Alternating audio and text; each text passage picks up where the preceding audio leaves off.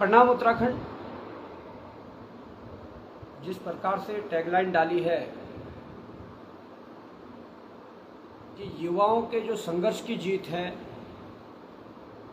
वो इस देवभूमि उत्तराखंड को नई उम्मीदें देंगी, और ये सच्चाई भी है। मैं अपने इस वक्तव्य के माध्यम से, अपने इस लाइव के माध्यम से प्रदेश के तमाम उन युवा साथियों को, जिन युवा साथियों ने अपने अपने स्तर पर प्रदेश के अलग अलग जिलों में, अलग अलग ब्लॉकों में, अलग अलग शहरों में, अलग अलग कस्बों में भर्ती घोटाला और पेपर लीक की जो लड़ाई लड़ी, मैं उन सबको धन्यवाद देना चाहता हूं, उन सबका साधुवाद देना चाहता हूं।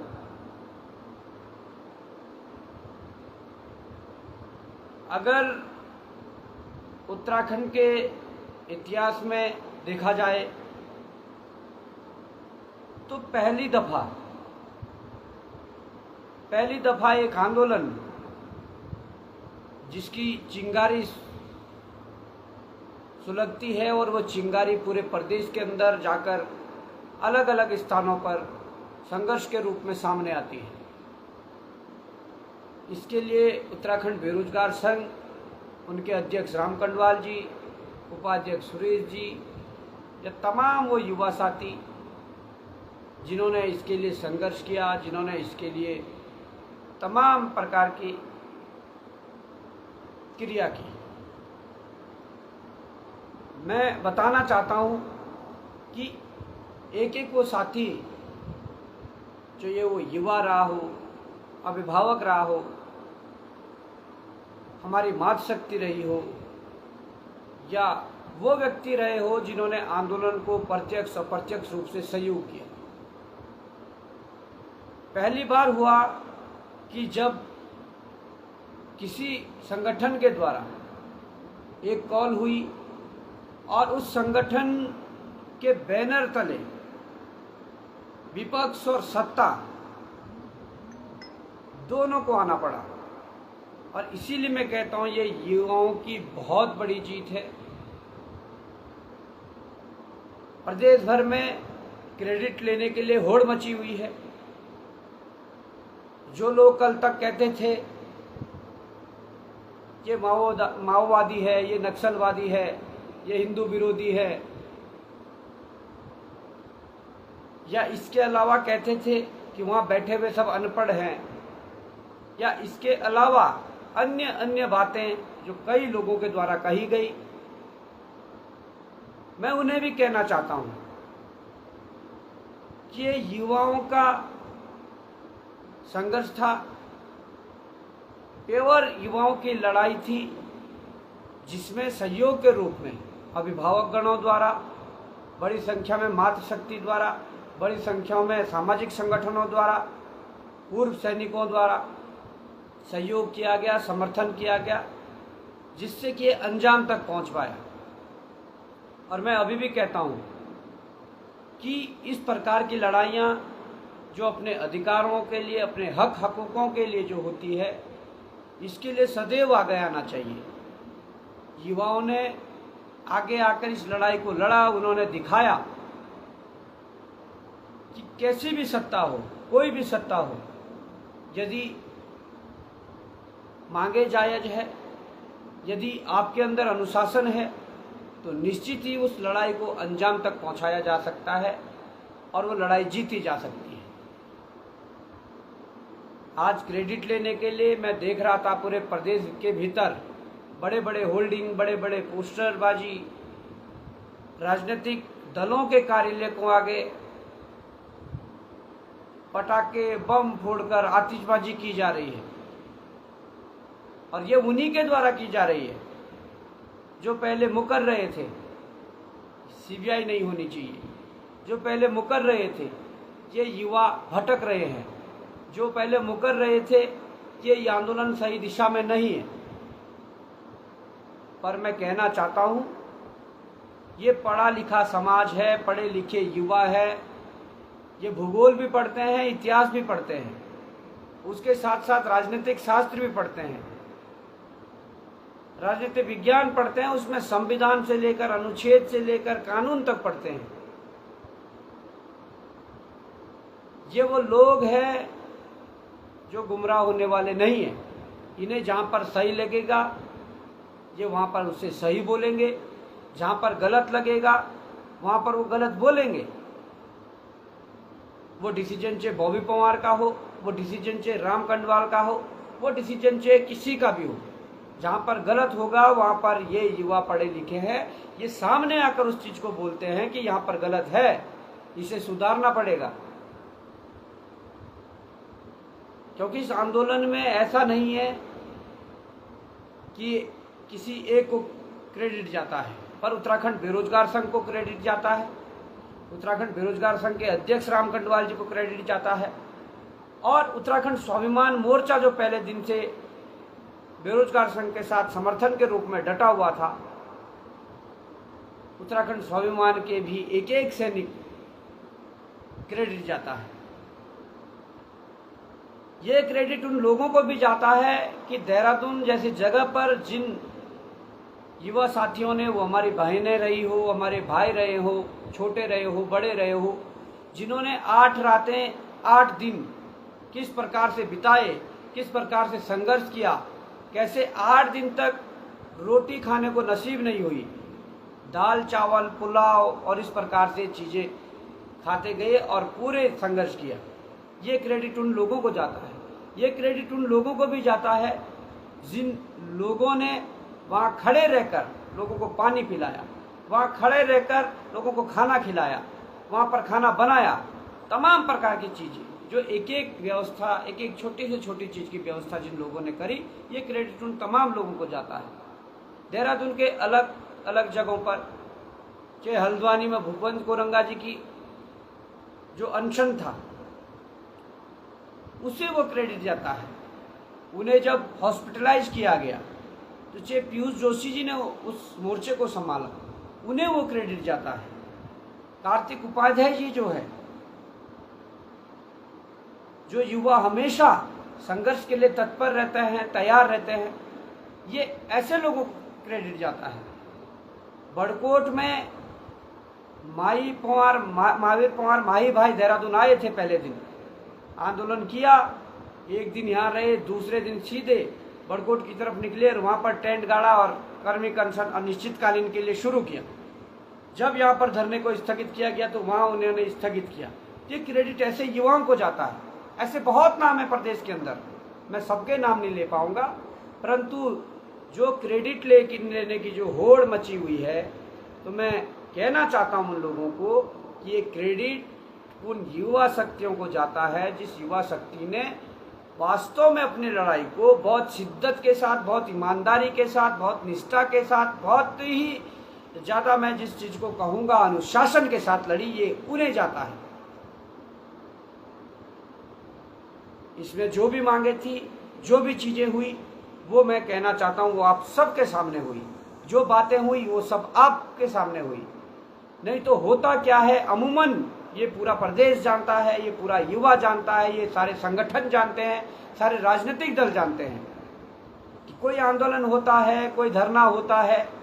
उनका डेलीगेशन जाता है मुख्यमंत्री के पास, डीजीपी के पास, या मुख्य सचिव के पास, या अन्य राज्यपाल के पास, कहीं भी जाता है। डेलीगेशन में 5 से 6 लोग जाते हैं और तय करके आते हैं कि ये मांगे मान ली गई, इन पर आश्वासन है और इस धरने को खत्म करें या क्या करें।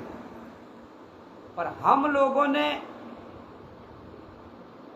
ये फैसला लिया था कि जो 4 दीवारी के अंदर जो बातें होनी है, ये बातें 4 दीवारी के अंदर दफन ना रह जाएं।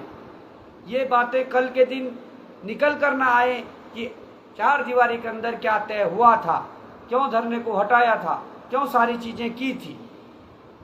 ये चीजें 4 दीवारी के अंदर दफन ना हो जाएं, इसलिए हम लोगों ने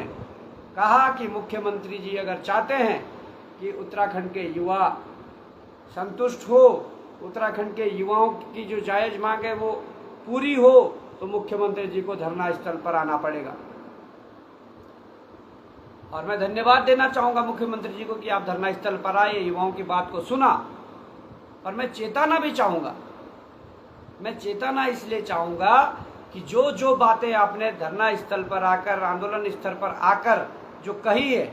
वो एक एक बात हजारों कैमरों ने रिकॉर्ड करी हुई है। वो एक एक बात हजारों आंखों ने अपने सामने देखी है। वो एक एक बात हजारों कानों ने अपने सामने सुनी है। तो मैं इसलिए चेताना भी चाहूँगा मुख्यमंत्री जी आपको कि बहुत अच्छी पहल है और बहुत अच्छा ये स्टेप था, परंतु सीबीआई की संस्तुति के लिए, सिफारिश के लिए आपने तत्काल वहीं पे किया। युवाओं के मुकदमे वापस लेने के लिए आपने वहीं पर चीज़ें कही। आरक्षी भर्ती में नियमावली संशोधन के लिए आपने बात कही।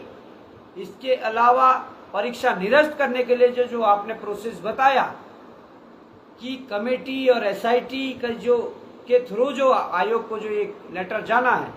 उसके थ्रू जिस प्रकार से जो प्रक्रिया पूरी होनी है वो आपने बताया। तो मुझे लगता है कि उसे उत्तराखंड बेरोजगार संघ तो फॉलो ऑफ कर रहा है, पर आप भी इसको गंभीरता से सोचिएगा, आप भी इस पर नज़र बनाए रखिएगा, क्योंकि इन युवाओं ने 10 अक्टूबर तक का समय दिया है और ये वही युवा है जो युवा अपनी लड़ाई लड़ना जानता है। ये वही युवा है जो युवा प्रताड़ित है। ये वही युवा है जिन युवाओं ने इस परीक्षा के लिए 1.5 लाख से अधिक परीक्षार्थियों ने फॉर्म भरा था। ये 1.5 लाख व्यक्ति नहीं है, ये 1.5 लाख परिवार है, 1.5 लाख से अधिक परिवार है। इस बात को समझना पड़ेगा और आयोग को भी इस बात को समझना पड़ेगा कि इस परीक्षा में अब कुछ ऐसा रह नहीं गया जिससे कि आप इसको इग्नोर करो, कि इस परीक्षा नहीं की जा रही है कि अनावश्यक देरी बिल्कुल भी नहीं होनी चाहिए। मैं आयोग के जो अध्यक्ष हैं, जो आयोग के पदाधिकारी हैं, मैं उनको बताना चाहूँगा, इसलिए जितना जल्दी हो सके युवाओं की इस मांग को पूर्ण करें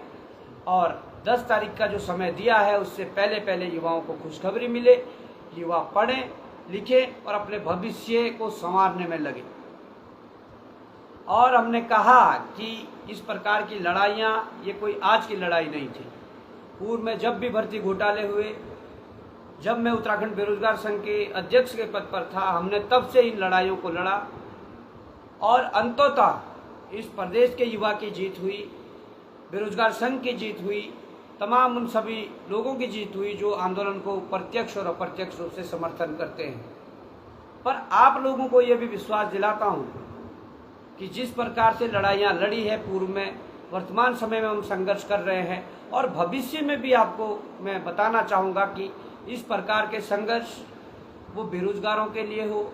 वो यहाँ के शिक्षा स्वास्थ्य के लिए हो, वो उत्तराखंड के किसी भी मुद्दे पर हो, यहाँ के जल जंगल जमीन के लिए हो, रोजगार के लिए हो, तमाम इन मुद्दों पर आपका ये भाई, आपका ये बेटा हमेशा इस प्रकार की लड़ाई को लड़ने का काम करेगा और करता रहेगा। कल बॉबी पंवार बेरोजगार संघ में थे, आज स्वाभिमान मोर्चा में हैं। इसके अलावा हम कभी भी यदि इस प्रदेश के भीतर विपक्ष के रूप में या सत्ता के रूप में यदि कभी काबिज होते हैं, तो मैं अपने इन नौजवान साथियों को, अपने इन बेरोजगार साथियों को, इनके अभिभावकों को ये विश्वास जरूर दिलाना चाहता हूँ कि आपका ये बेटा, आपका ये भाई इन नौजवानों के आंखों में आंसू नहीं आने देगा, इन नौजवानों के हकूकों को नहीं मरने देगा, इनके अधिकारों पर कुठाराघात नहीं करने देगा। क्योंकि हम लोगों ने बड़े करीब से इन लड़ाइयों को देखा है। हम लोग जूझते जूझते यहाँ तक पहुँचे हैं, हम लोग संघर्ष करते करते यहाँ पहुँचे हैं। हम सब जानते हैं कि एक गरीब परिवार से निकला हुआ बच्चा, एक बेरोजगार, उसके लिए कितना संघर्ष और कितनी तपस्या, कितना तप वो करता है, तब जाकर वो अपने उस मंजिल को पाता है जिसके सपने कई वर्षों से उसके द्वारा और उसके माँ बाप द्वारा देखे जाते हैं। और मैं चाहता हूं कि हमारे जितने स्टूडेंट हैं वो स्टूडेंट के रूप में अपने अंदर वो सारे गुण लाएं जिससे कि उनके माता पिता को, उनके अभिभावकों को गर्व महसूस हो, फक्र हो। कहते हैं काक चेष्टा भगोद्यानम स्वनिंद्रा ततेव च, अल्पहारी ग्रह त्यागी विद्यार्थी पंचलक्षण। तो ये तमाम प्रकार के जो गुण हैं, इन्हें हमारा युवा अपने अंदर समाहित करे, इस पद चिन्हों पर चले, और जब जब आपके अधिकारों पर कुठाराघात होगी तब तब मुझे उम्मीद है कि जिस बेरोजगार संघ को कई वर्षों पूर्व हमारे और हमारे साथियों द्वारा खड़ा किया गया था, वो बेरोजगार संघ आपका मददगार साबित होगा। बेरोजगार संघ के निकला हुआ एक एक नौजवान, वो चाहे राजनीति के क्षेत्र में गया हो, वो चाहे किसी विभाग के माध्यम से कर्मचारी या अधिकारी बना हो, वो एक एक व्यक्ति जो बेरोजगार संघ से निकला हुआ व्यक्ति है, वो आज किसी भी पद पर हो, या कर्मचारी के रूप में, अधिकारी के रूप में, नेता के रूप में, समाज सेवक के रूप में, बेरोजगार संघ से निकला हुआ एक एक व्यक्ति आप लोगों के समस्या को हल करने के लिए, आप लोगों के लड़ाई को लड़ने के लिए तत्पर रहेगा। और मैं चाहता हूं कि इस प्रकार से बेरोजगार संघ में जिस प्रकार से लोग जुड़ रहे हैं, युवा जुड़ रहे हैं, काम कर रहे हैं, तो ये बहुत बड़ी जीत है। और मैं कहना चाहता हूं कि जिस मीडिया के साथी ने भी, जिन मीडिया कर्मियों ने भी इस आंदोलन को बड़ा चढ़ाकर दिखाया, बहुत अच्छी तरीके से हमें प्राथमिकता दी, हम लोगों को स्पेस दिया, मैं उनका भी धन्यवाद करना चाहता हूं। वो चाहे हमारे स्थानीय जो चैनल है वो हो, वो चाहे नेशनल मीडिया हो वो हो, जिन्होंने इस आंदोलन को धार दी, जिन्होंने इस आंदोलन को दिखाया, मैं उन सब मीडिया कर्मियों के लिए भी धन्यवाद देना चाहता हूं, हृदय की गहराइयों से आभार प्रकट करना चाहता हूं। परंतु मैं एक मैसेज भी देना चाहता हूं कि जनता की जब भी लड़ाई हो, सच्चे मुद्दों पर जब भी लड़ाई हो, मीडिया को बढ़ चढ़कर इस पे हिस्सा लेना चाहिए, मीडिया को बढ़ चढ़कर उस खबर को दिखाना चाहिए। नहीं तो कुछ घटनाएं हैं ऐसी, कुछ चीज़ें हैं ऐसी कि अगर जो जनता की आवाज़ नहीं उठाते हैं, जो जनता की बात को नहीं रखते हैं, उनका विरोध भी होता है, हुआ है। तो मैं ये कहना चाहता हूँ मीडिया के उन साथियों को जिन्होंने भी इस आंदोलन को, इस लड़ाई को दिखाया, इस लड़ाई को धार दी, उनके लिए हृदय की गहराई से आभार और धन्यवाद। और मैं तमाम उन साथियों को फिर से कहना चाहता हूँ, प्रदेश भर के जो साथी हैं, आप एकजुटता बनाए रखें, आप संपर्क हम लोगों से बनाए रखें, और इस लड़ाई को लड़ने के लिए अगर कोई ऐसी जरूरत और पड़ती है, सबसे पहले हम सभी लोग उसका नेतृत्व करेंगे, हम सबसे पहले उस चीज़ के लिए तैयार हैं। और एक मेरा विशेष निवेदन प्रदेश भर के छात्रों से, उनके अभिभावकों से या प्रदेशवासियों से हैं कि अब सीबीआई की संस्तुति हुई है तो सीबीआई आएगी, और मैं चाहता हूं सीबीआई आए, और जिसके पास जिस प्रकार की भी जानकारी है भर्ती घोटालों और सीबीआई पेपर लीक के मामले में, जिस व्यक्ति के पास भी जिस प्रकार की जानकारी है, जिस व्यक्ति के पास जिस प्रकार के तथ्य है, एविडेंस हैं, वो उत्तराखंड बेरोजगार संघ को प्रोवाइड करवाएं, बॉबी पवार को उपलब्ध करवाएं। तो मैं कहना चाहता हूं, इससे आसानी होगी भर्ती घोटालों की जांच के लिए, इससे आसानी होगी उन लोगों तक पहुंचने के लिए जिन लोगों ने यहाँ के युवाओं का भविष्य बेचा है। इसके लिए मैं चाहता हूं कि आप तक पहुंचा जाएगा सोशल मीडिया के माध्यम से। सोशल मीडिया के माध्यम से कुछ नंबर, कुछ ईमेल आईडी सार्वजनिक की जाएगी, जिस पर आप उन तथ्यों को, उस जानकारी को भिजवा सकते हैं, जिससे कि सीबीआई हो या कोई और जांच एजेंसी हो, वो उन तक आसानी से पहुंच सके, उन पर कार्रवाई कर सके जिन्होंने इतने लंबे समय से युवाओं के भविष्य को बेचा है, हम सब के भविष्य को बेचा है। हम लोग खुद पढ़ने वाले छात्र थे, हम खुद सरकारी सेवा में जाना चाहते थे, परंतु जिस प्रकार का एक रवैया, जिस प्रकार का एक रिवाज बन गया था इस प्रदेश में, पैसों के बल पर नौकरी पाना, तो मैं समझता हूं कि हम लोगों के भविष्य को तोड़कर जिन लोगों ने ऐसा काम किया, उन सबके बारे में जिसके पास जो जानकारी है, जिसके पास जो तथ्य है, वो जरूर उत्तराखंड बेरोजगार संघ को, उत्तराखंड स्वाभिमान मोर्चा को, राम कंडवाल को, बॉबी पवार को या तमाम अन्य लोगों को आप दे सकते हैं। और इसके लिए 1-2 दिन में कोई कुछ नंबर, व्हाट्सएप नंबर या ईमेल आईडी सार्वजनिक की जाएगी, जिस पर आप अपने उन तथ्यों को भेज सकते हैं। तो मैं यही कहना चाहूँगा कि इस पूरे लड़ाई में युवाओं की बड़ी जीत हुई है, युवा जीता है और युवाओं के हौसले बढ़े हैं और एक नई रीत प्रदेश के अंदर आई है कि कितनी भी ताकतवर सरकार हो, कितनी भी बड़ी सरकार हो, कोई भी व्यक्ति हो, अगर युवा लड़ेगा, यदि यहाँ का व्यक्ति लड़ेगा सच्ची मांगों के साथ, तो वो जीतेगा। ये एक एग्जाम्पल सेट हो गया है। तो मैं सभी साथियों का एक बार पुनः धन्यवाद देना चाहूँगा और जय हिंद, जय भारत, जय उत्तराखंड।